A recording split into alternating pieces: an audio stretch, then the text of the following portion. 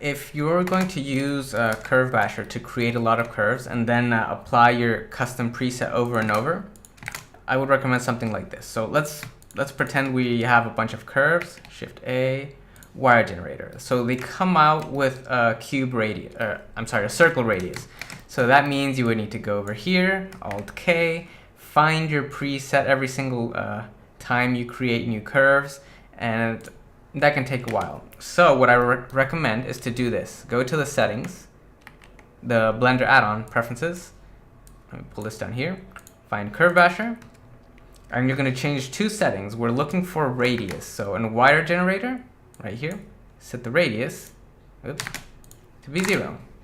And also for the curve raycast, that's what happens when you press Alt-C, right here. Set that to 0 as well. And you don't actually need to restart Blender, but you do need to reopen the scene. In my case, I'm just going to press Control-N to create a new scene, because it's faster than saving and reopening.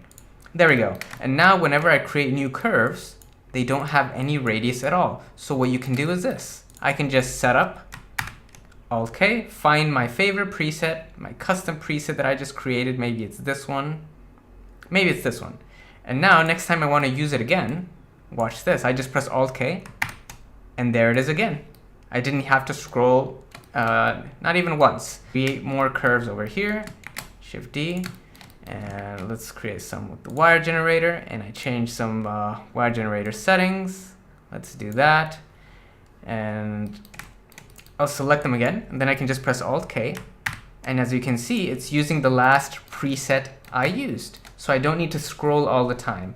But that only works if the curves don't start with any radius at all.